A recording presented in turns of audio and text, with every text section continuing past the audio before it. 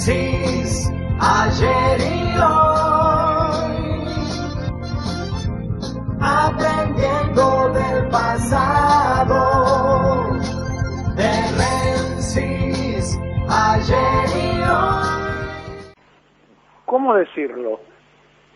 Cuando uno está alumbrando el natalicio de algo, pero que iba a llevar 2 años para tener el respaldo que le iba a permitir a ese nacimiento, a esa construcción que iba a empezar un día como hoy de 1943, a transformarse en una fuerza social y política arrolladora que ya lleva, si tomamos la fecha de hoy, 78 años de vigencia.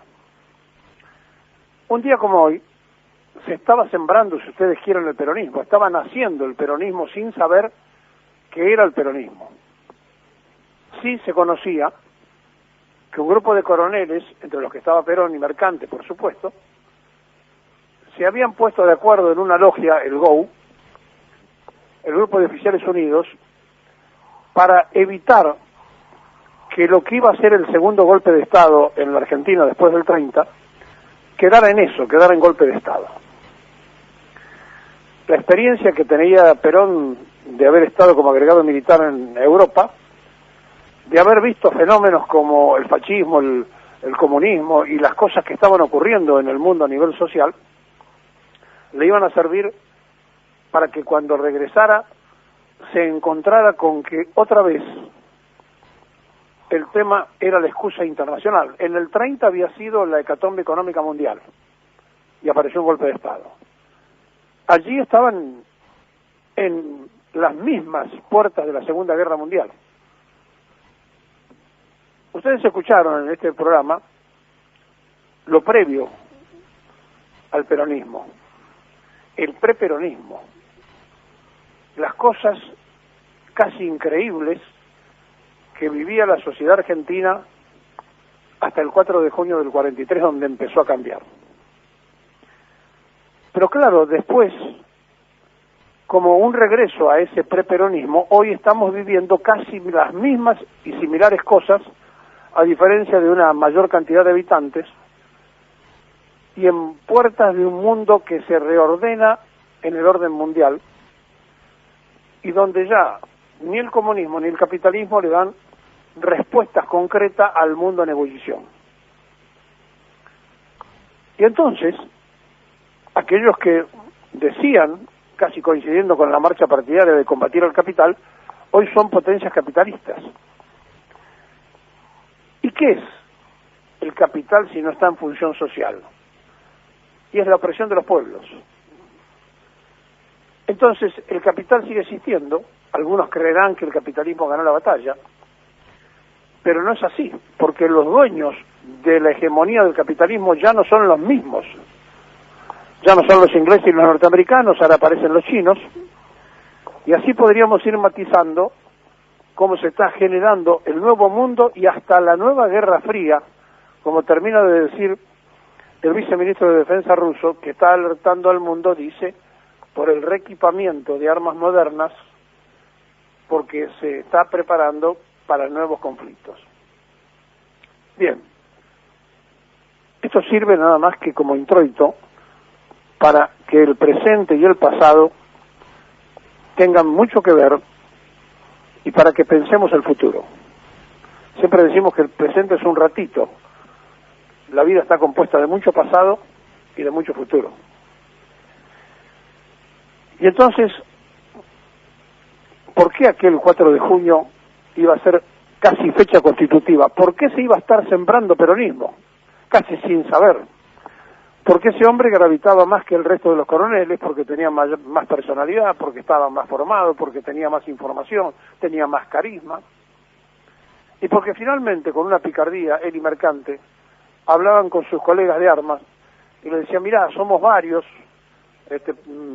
Mercante es el 4º o 5º hombre de la logia, yo soy el 7º, y eran ellos dos, y con eso fueron convenciendo que eran muchos, cuando recién empezaban, y así lograron tener una cantidad enorme de adhesiones, y se empezó a despertar un nacionalismo que ya tenía raigambres en el 30, pero era un nacionalismo casi oligárquico.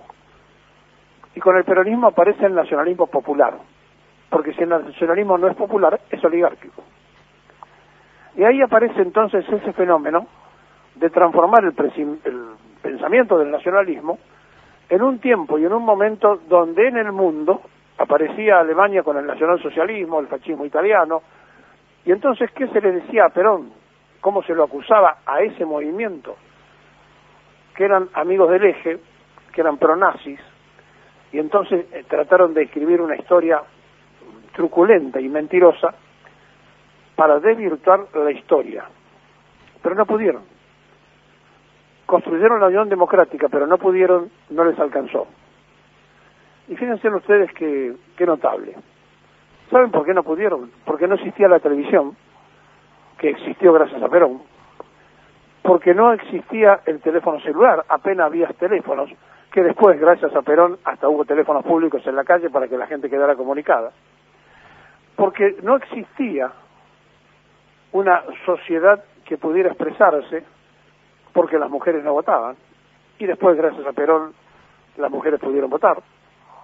Y entonces muchas cosas que no existían y que después existieron gracias a Perón, hoy, aprovechando y montándose en ese cambio que Perón hizo, critican desde la televisión, usan las redes sociales, usan los celulares, porque total, difamar es fácil y gratis, construir es mucho más complejo. Estaban haciendo el peronismo. 78 años atrás, cuando ninguna de esas cosas técnicas que hoy se usan existían, el mundo andaba a los tiros. Y la discusión era de la oligarquía vacuna argentina, ¿qué hacemos ahora? Porque si le declaramos la guerra al eje, algún submarino va a voltear los barcos que les llevan carne a Inglaterra y nos quedamos sin vender carne. ¿Le suena a la exportación a China?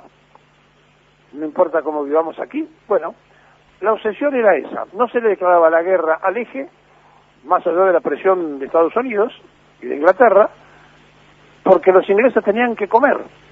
Y para comer necesitaban de la Argentina. Y para eso necesitaban que los barcos llegaran y que ningún submarino los hundiera. O sea, fueron ellos mismos los que propusieron eso. Y después fueron los que se encargaron de financiar a la Unión Democrática para decir que Perón y el peronismo que estaban haciendo era filonazi. Miren, es tan mentirosa la historia argentina que escribirla de nuevo llevaría tanto tiempo, pero tanto tiempo, que los revisionistas históricos no alcanzan. Mintió Mitre en su historia, y mintieron los autores, y siguen mintiendo los autores contemporáneos, sobre los sucesos previos de 1943. Un día como hoy, estaban haciendo, sin saberlo, el más fenomenal movimiento de masas de América Latina.